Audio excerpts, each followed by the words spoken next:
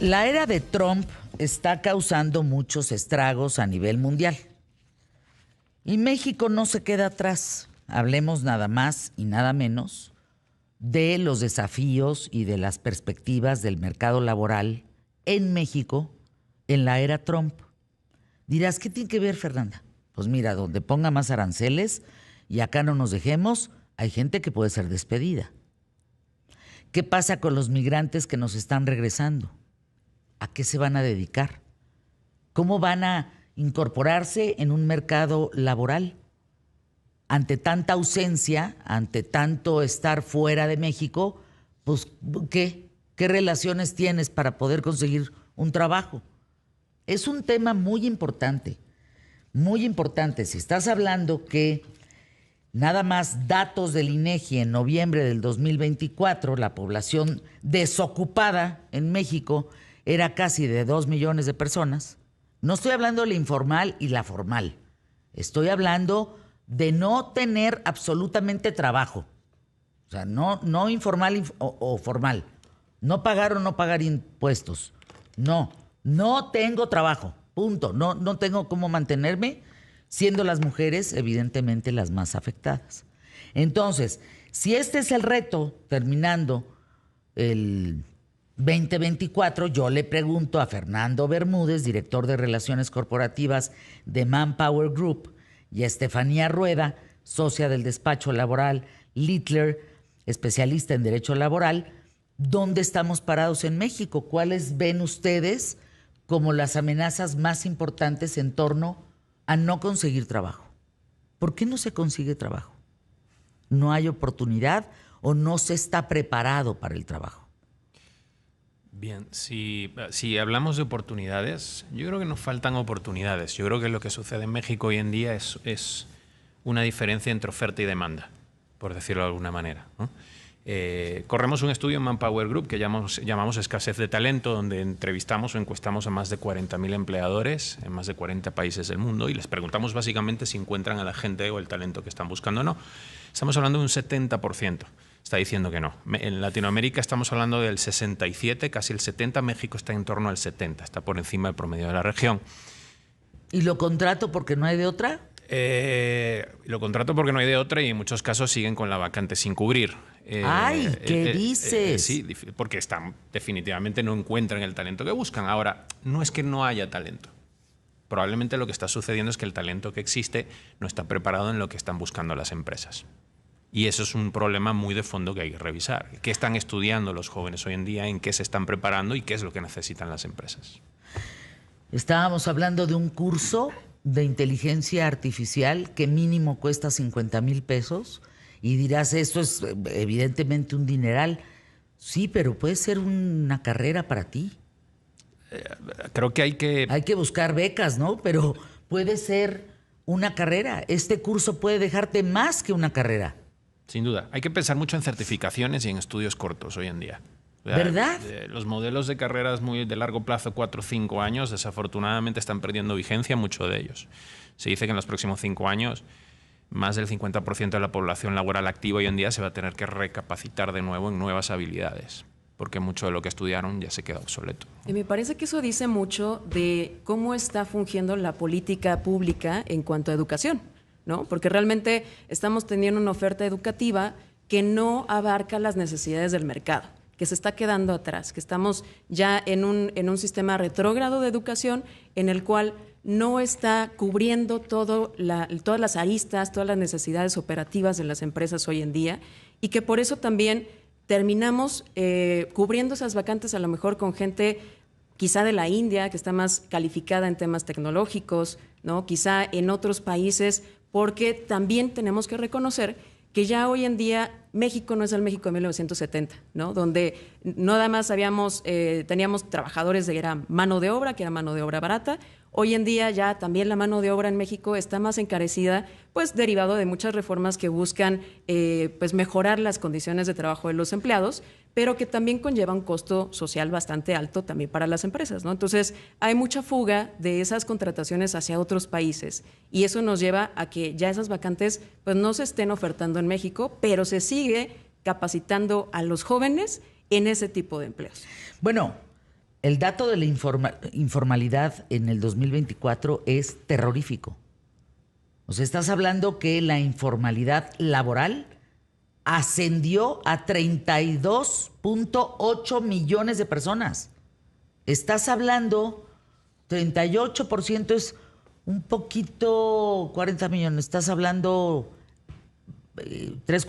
una cuarta parte de la... De hecho, más de la mitad de la población laboral activa hoy en día está en la informalidad. Eso es, claro, porque yo estoy sumando toda la población y no es así. Es correcto. Estamos hablando que es más de la mitad de los que laboran. Sí, más del 50%. Que ese es otro problema de fondo. Eso es horrible, eso es un dato espeluznante. Sí, también hay que considerar que hay muchos modelos, y aquí está la experta para que lo confirme, pero hay muchos modelos de trabajo en los que se considera como informal, pero no necesariamente es ilegal, ¿no? O sea, hay muchos esquemas laborales donde se puede considerar como informal, pero sí están pagando impuestos, etcétera, etcétera, ¿no? Ahora, sí es cierto que el problema de la informalidad en México tiene un problema de trasfondo, hay un problema cultural allí. O sea, no es solamente algo que tiene que solucionar gobierno o empresas, también hay que entender la gente que prefiere la informalidad porque quiere sus horarios, porque piensa de hoy para mañana, en el corto plazo, no ve los beneficios de estar en la seguridad social, no piensa en el futuro. Es decir, hay un problema de trasfondo importante ahí que hay que atacar, ¿no? O sea, más habitantes, en palabras simples, se quedaron sin trabajo, pero más de la mitad de los que aún trabajan no lo hacen de manera formal. Y eso, pues, es una fórmula muy básica. Si tú no recaudas impuestos, no puedes estar regalando el dinero porque se te acaba en algún momento.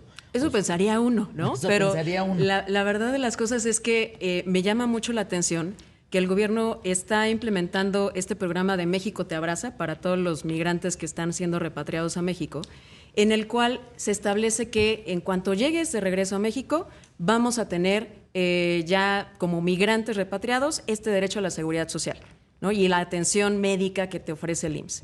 ¿Cómo lo vamos a hacer si el IMSS hoy en día no tiene recursos suficientes? Está con un problema de desabasto, que las cuotas de seguridad social no son ya las que necesitamos para cubrir esas carencias.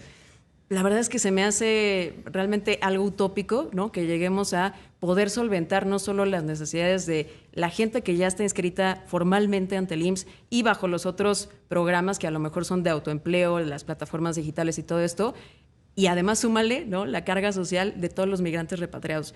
Creo que ahí, sé que es una buena intención, pero en lejos de papel ayudar, y en boca, porque exacto, en la realidad eso no se puede atender.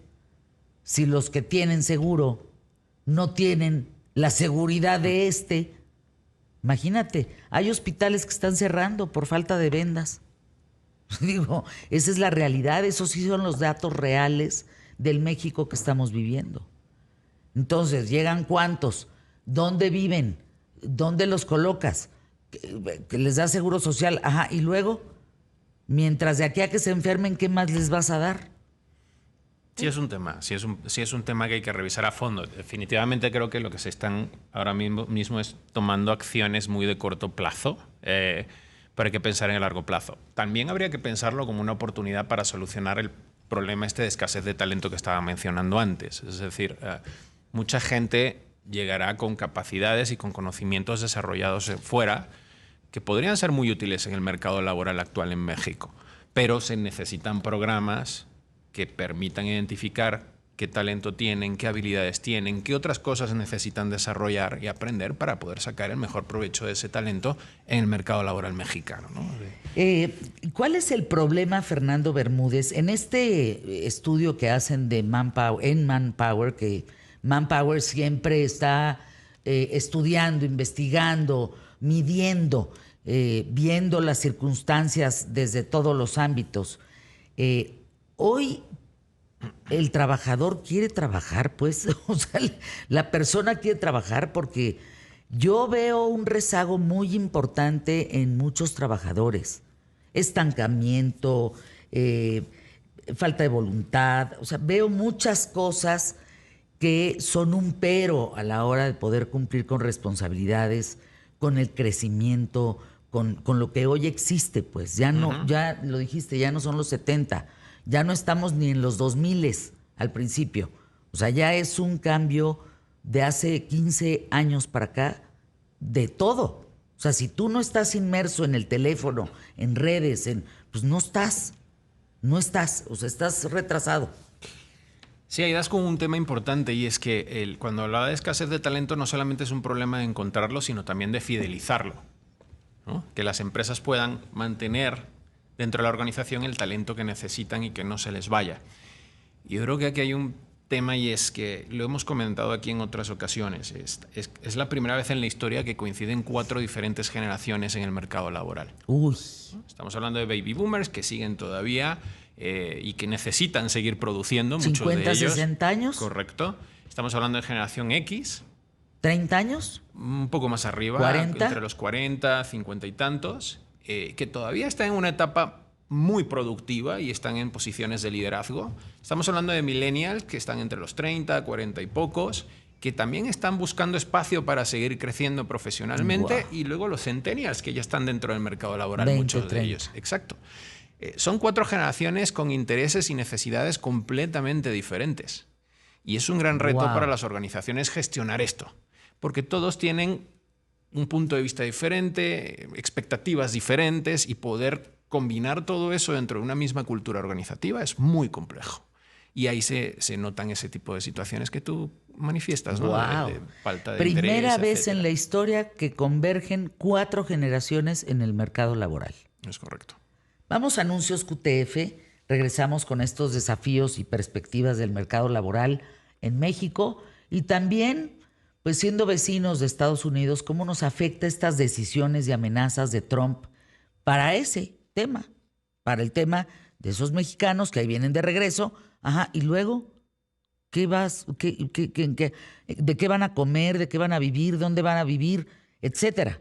Otro problema muy importante del asunto de los migrantes es que por eso se van del país, por lo que ganan.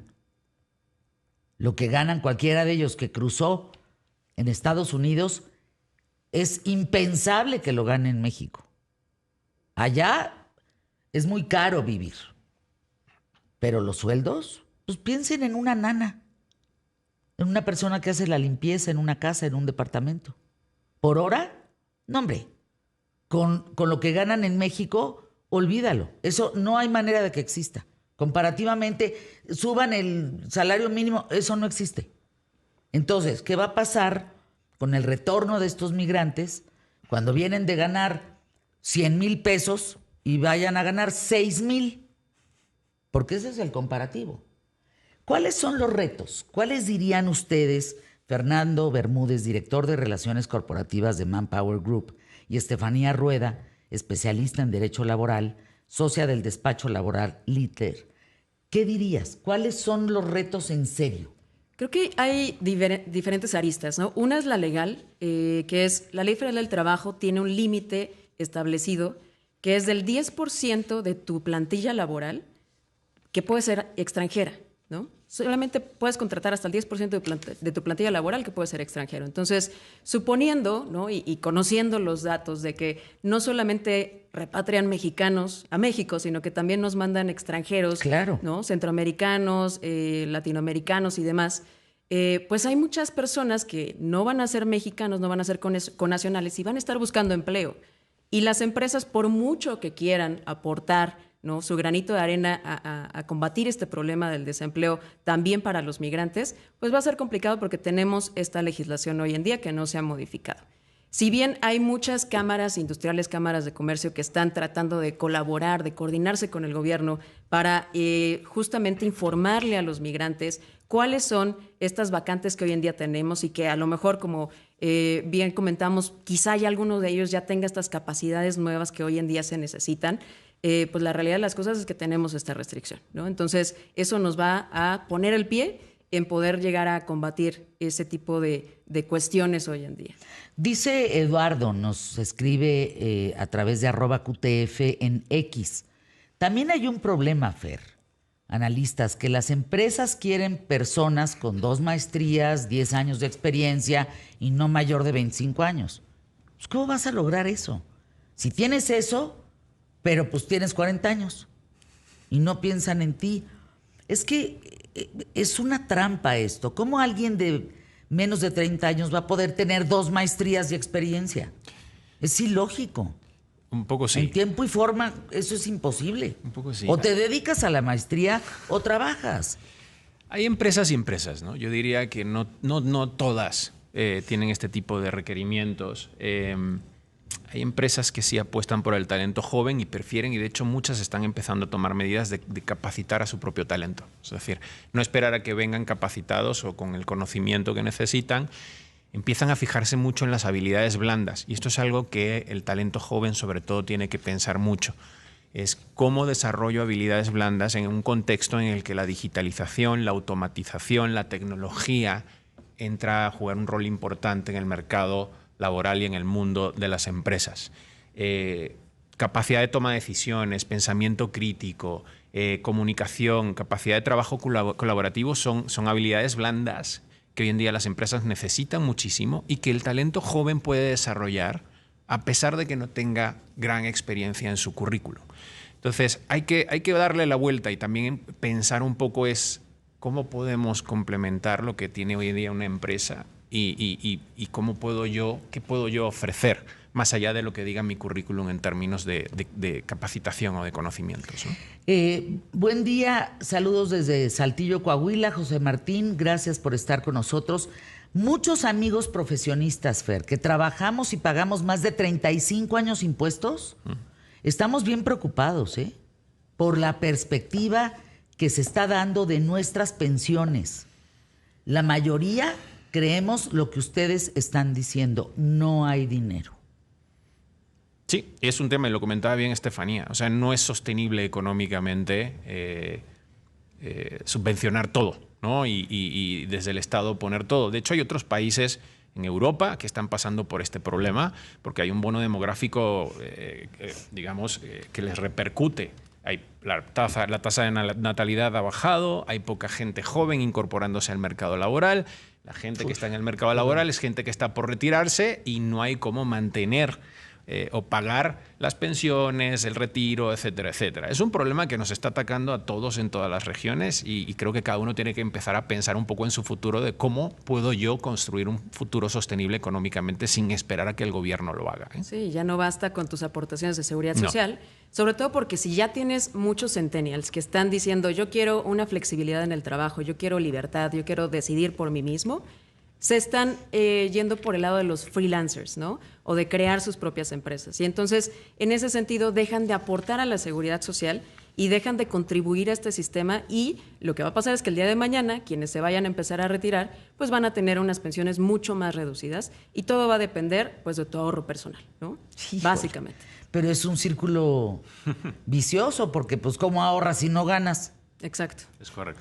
Amaury Toscano toca un tema. Híjole, Amaury, qué abusado comentario, les digo que nos escucha el público más inteligente de la radio y la televisión en México. Y alégale.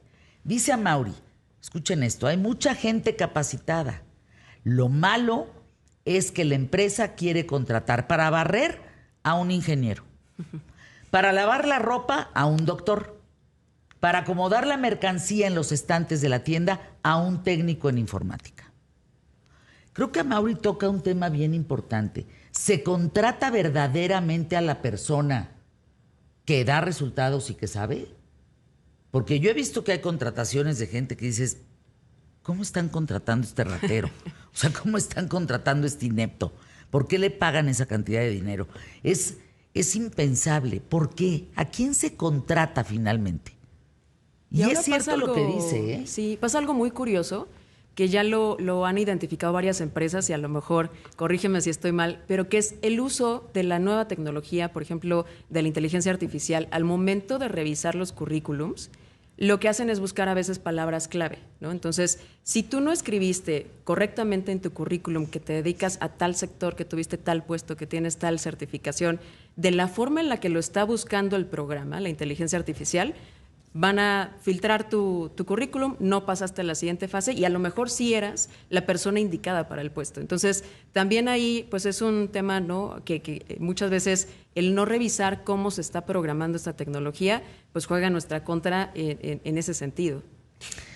¿Qué piensas? Fíjate que Fer. yo creo que hay que ponerse un poco en los zapatos de los dos lados. Por un lado, del lado de las empresas, ¿no? Dices, los procesos de selección no son sencillos, sobre todo si no estoy encontrando el talento que busco, ¿no? Por otro lado, si hablamos de procesos de selección masivos, tienes que entrevistar y filtrar mucha gente, ¿no? Y eso requiere recursos, tiempo, dinero, ¿no?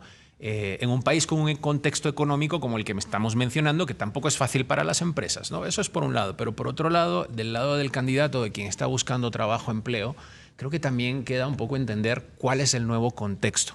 Y bien lo mencionaba Estefanía, la tecnología se está utilizando mucho. Ahora se habla más por la inteligencia artificial, pero hace tiempo que se usa la tecnología en los procesos de selección. Y si buscamos en Internet, y esto es una recomendación para todo el mundo, hay que buscar ponerse al día también con este tema del uso de las herramientas de inteligencia artificial. Esto es como cuando nació Excel hace muchísimos años y el que no sabe usar Excel estaba en una desventaja competitiva versus el que sí sabía hacerlo, ¿no?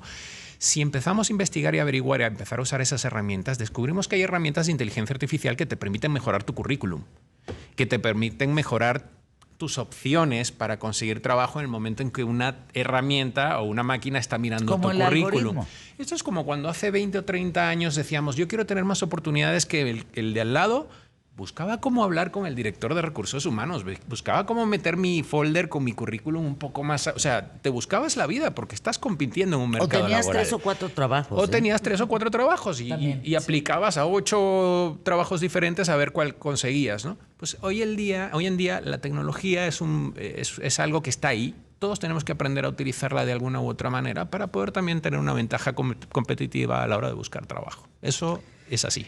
El tema es verdaderamente álgido. Yo me quedo hoy con este dato, esta reflexión que hace Fernando Bermúdez sobre cómo convergen, impresionante Estefanía, 4 generaciones en el ámbito laboral por primera vez en la historia. Eso ni siquiera lo había pensado. Pero además, si estamos juntos, pues vamos apoyándonos. Por lo menos deja tú las condiciones laborales, etcétera. Pero yo he visto cómo pelucean a los centennials. Yo he visto cómo los pelucean, como que los maltratan, como que... Yo lo he visto. Si yo tengo muchos centennials en el programa ¿Qué tal, Fernanda? Que de aquí han brincado a otros ámbitos laborales.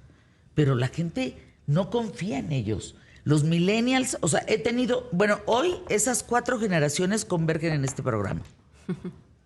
Y es abismal lo que le puede suceder a Trueba, de más de 60 años, y lo que le puede suceder a Santiago, de 23. Es abismal. Todos convergen en este espacio. Increíble, ¿eh? Digno de hablar solamente de ese tema, ¿te parece? Totalmente. Gracias, Fer Bermúdez. @manpower, mi CA. Y Estefanía Rueda, gracias con _ y @.